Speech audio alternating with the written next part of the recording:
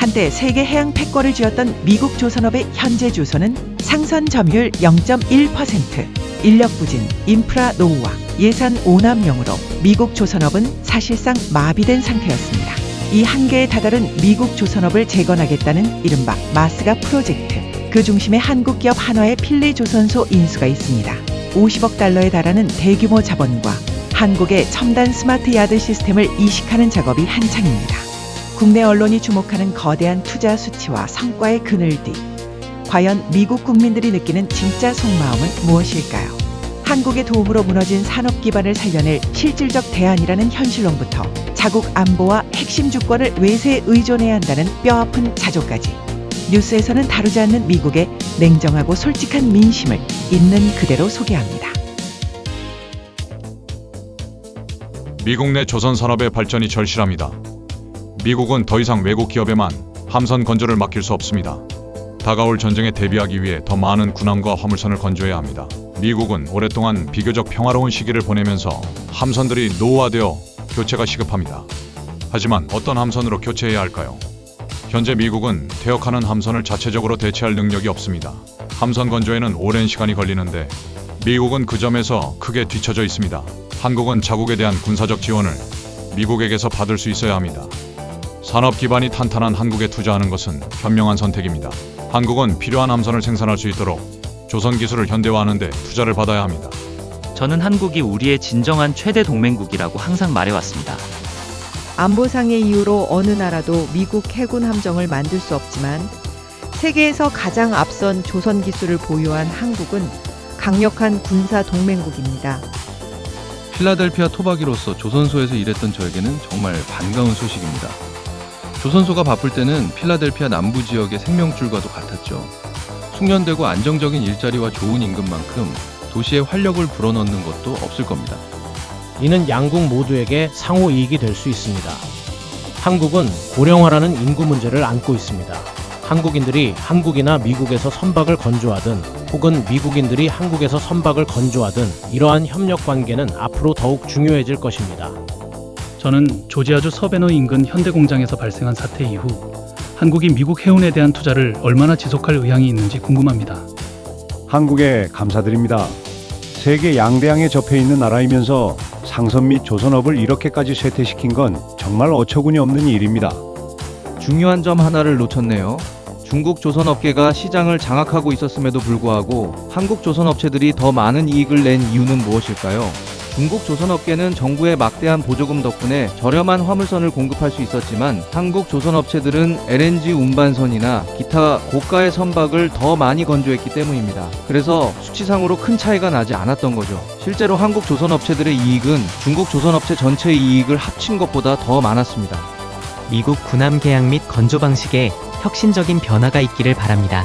우리는 동맹국의 역량을 최대한 활용해야 합니다. 조선 기술을 제약하는 법을 만들고 30년 동안 건조를 중단했다가 갑자기 최첨단 함선을 만들 수 있다고 착각하는 것은 어리석은 일입니다. 반도체 분야에서 TSMC를 활용해야 하는 것처럼 조선 분야에서도 한국을 활용해야 합니다. 그만 중단해! 인력을 호구로 하는 미국, 한국 기술 인력 비자 발급도 거부하면서 동시에 공장 건설을 강행하는 것은 절대 용납할 수 없는 일이다. 조지아주에는 120개가 넘는 한국 기업이 활동하고 있다. 지금 이 시점에서 미국, 특히 조지아주에서의 신규 공장 건설은 즉시 중단되어야 한다. 미국이 이러한 공장 건설을 요구하면서 동시에 건설에 필요한 한국 기술자들에게 비자를 발급하지 않는 것은 도저히 용납할 수 없는 일이다. 한국이 아닌 미국의 공장을 짓기로 한 결정은 이미 한국 국민들에게 큰 불만을 야기하고 있다.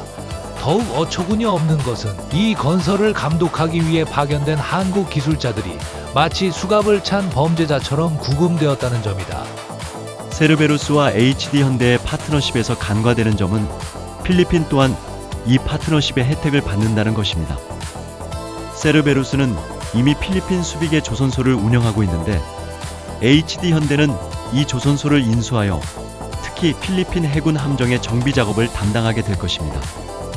필리핀 해군 함정의 대부분이 HD현대에서 건조되기 때문입니다. 우리는 올해 초에 폐기된 마지막 국가안보 경비함을 복원해야 합니다. 그리고 8개의 수직 발사 시스템 VLS 발사관을 추가하고 10척을 더 건조해야 합니다. 이는 검증된 플랫폼이며 VLS를 장착하면 충분히 경쟁력 있는 콜베탐이 될 수 있습니다. 필라델피아 해군기지 폐쇄 결정, 해군 조선소 드라이도크, 해군기지 그리고 숙련된 기술 인력 부족이 걱정됩니다. 2021년 10월에 손상된 USS 코네티컷 SSN-22는 2026년 말까지 복귀하지 못할 예정입니다. 조선소 가동률이 저조합니다. 보고에 따르면 상륙함 및 잠수함 함대의 40%가 정비 부족으로 배치되지 못하고 있습니다. 몇 년 전 노폭 해군기지에서는 열악한 생활 환경 때문에 수병들이 자살하는 사건이 있었습니다. 저는 우리 해군이 재건되고 우리 해군 장병들이 최고의 환경에서 근무하기를 바랍니다. 미국은 매 세대마다 훌륭한 인재들이 배출되는 행운을 누리고 있으며 우리는 그들을 지원해야 합니다. 저는 해군에서 5년간 현역으로 복무했는데 제 인생 최고의 시간이었습니다. 해군 파이팅! 한국이 참여하는 건 정말 좋을 겁니다.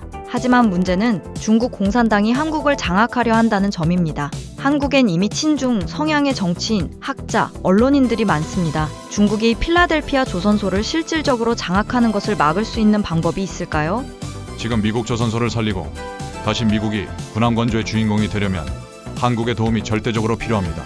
한국은 모든 종류의 선박 제조에 세계 최고의 기술력과 경쟁력을 갖고 있습니다.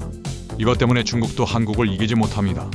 한국과 미국은 피로 맺어진 형제나라입니다. 컨스텔레이션급 구축함 프로젝트를 한국으로 옮겨야 합니다.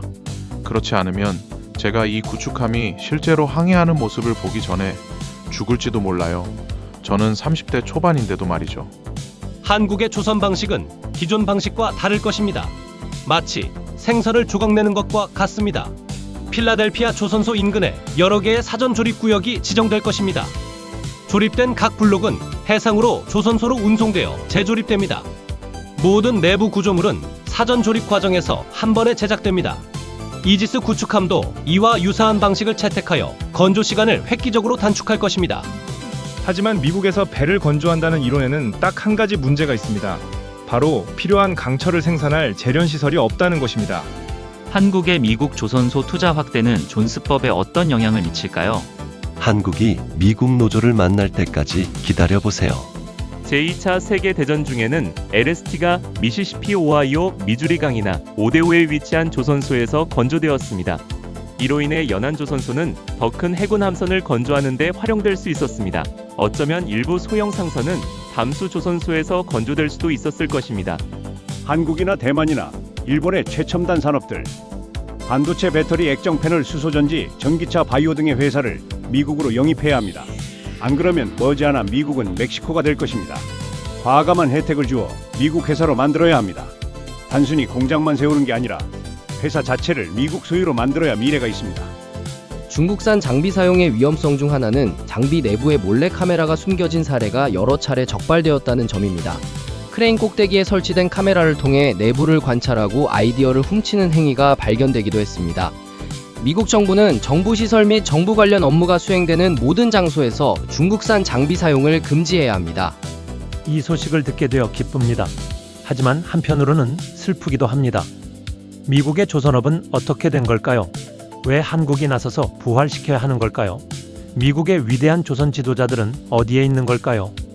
저는 1976년부터 1980년대 초까지 뉴포트 뉴스 조선소에서 용접공으로 일했습니다.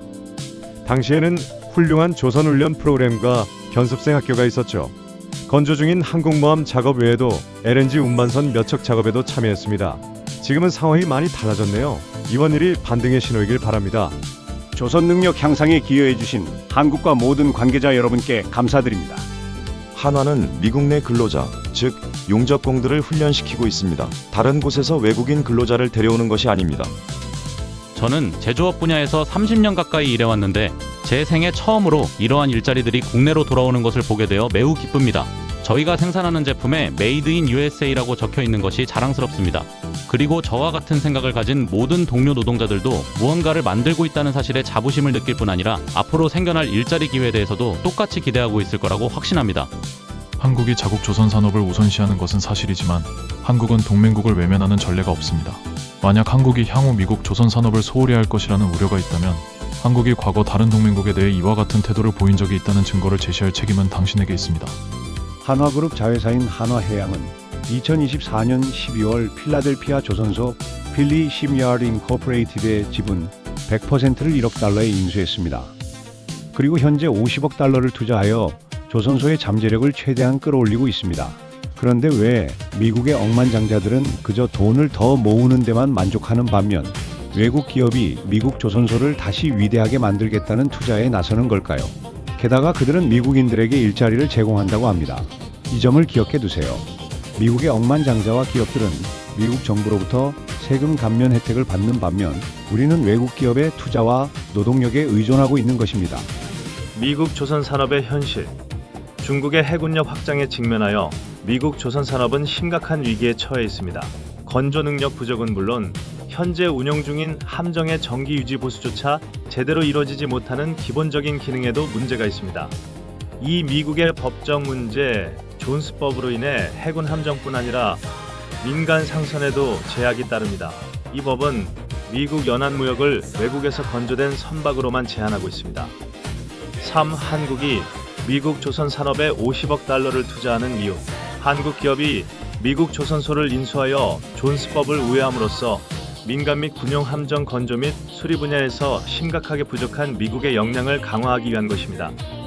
더욱이 한국의 이번 계획은 동맹국과 적대국 모두에게 영향을 미치는 트럼프 대통령의 무차별 관세 공격에서 살아남기 위한 전략적 합의를 나타냅니다. 한국은 LNG 운반선과 같이 첨단 기술이 요구되는 고부가 가치 선박 건조에 매우 뛰어난 역량을 보유하고 있습니다. 한화와 현대조선소가 미국 군함 건조 사업에 점점 더 집중함에 따라 다른 한국 조선업체들이 상업 선박 발주 물량을 인수할 것으로 예상됩니다. 투자 여력이 있다면 지금이 한국 조선업체에 투자하기에 가장 좋은 시기일 수 있습니다. 한국은 조선 분야에서 풍부한 경험을 가지고 있는데 우리가 그 능력을 되찾도록 도와주다니 정말 놀랍습니다. 한화가 미국에서 조선 산업을 성공시킬 수 있을지에 대해 상당히 회의적입니다. 그 이유는 노동력의 질이 완전히 다르기 때문입니다. 노동조합의 성격도 다르고 노동자들이 작업 환경에 대해 갖는 생각도 다릅니다. 한화는 한국에서 조선 산업을 성공적으로 일구어내지 못했습니다. 한화는 기존 조선 산업을 인수했을 뿐이며 이를 통해 미국 시장에서 조선 산업 호황을 이끌어낼 수 있을 것이라고 생각하는 것 같습니다. 하지만 미국의 노동 환경, 노동조합, 그리고 노동 분위기는 한화가 미국에서 조선 산업을 성공적으로 구축하는 것을 가로막을 것입니다. 외국이 우리나라에 투자하는 것을 우리가 축하하는 동안 미국 기업들은 이익을 자사주 매입에 쓰는데 만족하는 것은 참으로 이상한 일입니다. 정부의 부패도 있지만 그게 핵심 문제는 아닙니다. 진짜 문제는 미국 조선업의 경쟁력과 수익성이 떨어졌다는 점입니다. 시간이 지나면서 기업들이 그냥 포기해버린 거죠. 반도체를 예로 들어볼까요? 왜 오늘날 한국이 그 시장을 지배하고 있을까요? 산업에는 주기가 있기 때문입니다. 시장이 침체되고 기업들이 손실을 볼 때 많은 미국 기업들은 물러서거나 철수했습니다. 하지만 한국 기업들은 반대로 침체기에 투자를 더 늘렸죠. 그래서 상승 국면이 왔을 때 더 큰 생산 능력을 갖추고 시장 점유율을 차지할 수 있었습니다. 삼성이나 SK 같은 기업들이 한 일이 바로 그겁니다. 반면 일본은 뒤처졌죠. 조선업도 마찬가지입니다. 사이클을 타죠. 한국 조선사들은 힘든 시기를 견뎌내며 투자를 지속했습니다. 산업이 무너질 거라 생각했던 때도 있었지만 그들은 버텨냈습니다. 차이점은 사업 철학과 장기적인 의지에 있습니다. 비판하고 싶다면 미국 산업을 외국과의 경쟁으로부터 보호하는 존스법 같은 제도를 지적할 수 있겠네요. 보호주의는 기업이 끊임없이 혁신하도록 강제하지 않기 때문에 경쟁력을 약화시킬 수 있습니다. 반면 한국 조선사들은 처음부터 중국, 일본과 직접 경쟁해야만 했습니다. 한국의 군사력을 보세요. 작은 나라임에도 세계 강대국 반열에 들어있습니다. 왜일까요? 북한과 접해 있고 중국, 러시아, 일본 같은 강대국들에 둘러싸인 위험한 환경에 살고 있기 때문입니다. 역사적으로 일본은 한국을 여러 번 침략했고 20세기에는 식민지화까지 했죠. 그런 환경이 강인함과 끊임없는 대비태세를 강요한 것입니다. 단순히 말해 미국 투자자들은 종종 가장 빠르고 쉬운 수익만을 쫓습니다. 어려운 사이클을 견뎌내며 장기적인 산업 투자를 이어가는 데는 인내와 인내심이 필요한데 바로 거기서 차이가 나타나는 겁니다. 한화가 미국에서 조선 산업을 성공시킬 수 있을지에 대해 상당히 회의적입니다. 그 이유는 노동력의 질이 완전히 다르기 때문입니다. 노동조합의 성격도 다르고 노동자들이 작업 환경에 대해 갖는 생각도 다릅니다. 한화는 한국에서 조선산업을 성공적으로 일구어내지 못했습니다. 한화는 기존 조선산업을 인수했을 뿐이며 이를 통해 미국 시장에서 조선산업 호황을 이끌어낼 수 있을 것이라고 생각하는 것 같습니다. 하지만 미국의 노동 환경, 노동조합, 그리고 노동 분위기는 한화가 미국에서 조선산업을 성공적으로 구축하는 것을 가로막을 것입니다. 한국은 가스 운반선, 쇄빙선, 군함, 잠수함, 구축함, 화학 운반선 등 최첨단 선박 제조에 세계 최고의 기술력을 갖고 있습니다. 한국엔 이런 대형 조선사가 무려 3곳이나 됩니다. 중국이 절대로 한국을 못 이기는 이유가 바로 한국의 고부가 가치 선박의 제조 기술 때문입니다. 자율운항정은 드론과 마찬가지로 군사작전에서 수많은 생명을 구할 수 있습니다. 특히 군사작전에서는 공격받을 가능성이 매우 높은데 자율운항정과 드론을 사용하면 부상자나 사망자가 발생하는 경우가 훨씬 줄어듭니다. 이러한 자율운항정과 드론의 활용이 확대될수록 많은 병사들이 위험에서 벗어나 가족에게 무사히 돌아갈 수 있습니다. 미군은 이러한 자율운항정과 드론을 최대한 많이 개발하고 활용해야 합니다. 마스가라니 참 한심하군. 아첨에 너무 쉽게 휘둘리는 최고 경영자를 두고 있다니 정말 창피한 일이야. 온 세상이 그걸 알고 있으면서도 그를 꼭두각시처럼 조종하고 있잖아. 시어도어 루스벨트가 무덤에서 뒤척이고 있을 게 분명해. 미국이 한국에 조선 산업에 투자하도록 강요했다. 한국의 입장에서 최악의 시나리오는 미국 조선 산업마저 숙련된 노동력 부족과 감당하기 힘든 높은 인건비로 붕괴하는 것이다. 유럽연합은 전 세계 선박 톤수의 33% 이상을 점유하고 있어 세계 최대 규모의 무역 선단을 보유하고 있습니다. 미국의 교육 수준과 선박 건조 기술은 1970년대 이후 급격히 하락했는데 이제 미국 조선업 현대화에 투자하기 시작한 것은 매우 다행스러운 일이며 진작에 이루어졌어야 할 일입니다. 호주가 몇 년 전에 우리에게 주문한 잠수함은 어떻게 되고 있나요? 제가 마지막으로 들은 바로는 아직 아무것도 보내지 않았고 돈도 반환되지 않았습니다. 1조 달러라는 막대한 예산이 해외 기업들에 흡수되면서 미국 납세자들이 그 부담을 떠안게 되고 이를 잘 아는 소수의 사람들은 그 기업들의 주식에 투자해 막대한 이익을 챙기고 있습니다. 이익은 사유화하고 비용과 손실은 사회화하는 방식이죠. 결국 모든 프로젝트에서 엄청난 예산 초과가 발생할 거라는 건 누구나 예상할 수 있는 사실입니다. 납세자들이 자기 돈이 실제로 어떻게 쓰이는지 알게 되면 미쳐버릴 겁니다. 저는 조선업계에서 20년 동안 일해왔습니다. 안타깝게도 현실은 참담합니다. 정부를 위해 배를 건조하는 조선소는 그저 젖소를 짜내는 것과 다름없습니다. 제가 알아본 바로는 직원 100명 중 실제로 건조 작업에 참여하는 사람은 10명도 채 안 됩니다. 남부 해안부터 동부 해안, 메인주까지 전국적으로 마찬가지입니다. 서부 해안에서는 아직 일해본 적이 없지만 전국 각지의 친구들이 같은 이야기를 했습니다. 미국의 해양 건설이 활발해지고 있는 것은 반가운 소식입니다. 특히 역사적인 필라델피아 해군 조선소 주변에서 더욱 그렇습니다. 하지만 한화와 다른 한국 파트너사들이 나서야만 했다는 점은 여전히 씁쓸합니다. 미국 국내 투자는 어디에 있는 걸까요? 트럼프 대통령과 그의 행정부의 압력에 못 이겨 여러 나라들이 미국에 투자하겠다고 쏟아내는 것을 보면 약간 회의적입니다. 호주는 미국과 영국의 핵잠수함, 새로운 기지 및 건설 시설에 막대한 투자를 하고 있지만 다가오는 중국과의 전쟁에 맞춰 핵잠수함을 단 한 척도 제때 인도받을 가능성은 희박하다.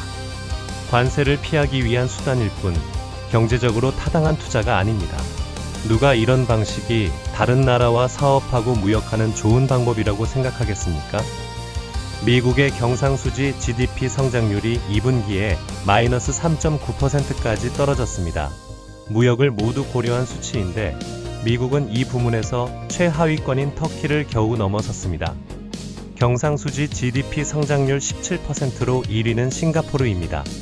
이는 미국이 막대한 무역 적자와 높은 소비, 낮은 저축률을 보이고 있다는 것을 의미합니다. 미국은 32%의 인플레이션과 40%의 금리, 그리고 만성적인 무역 적자로 터키보다도 더 심각한 상황에 처해 있습니다. 미국에 투자하는 모든 반도체 회사들은 손해를 보고 있습니다. 조선업도 마찬가지입니다. 그들은 동맹국의 이익을 훔치고 미국에서 동맹국들을 파멸시키려 하고 있습니다. 미국의 조선산업은 결코 되살아날 수 없습니다. 그들은 동맹관계를 악용하여 그 연결고리의 끝에서 이익을 취해왔지만 이제는 모든 것을 차지하려 하고 있으며 결국 동맹국들과 함께 몰락할 것입니다. 그들은 중국을 제압하려 한다고 주장하지만 실제로는 동맹관계를 파괴하고 있습니다.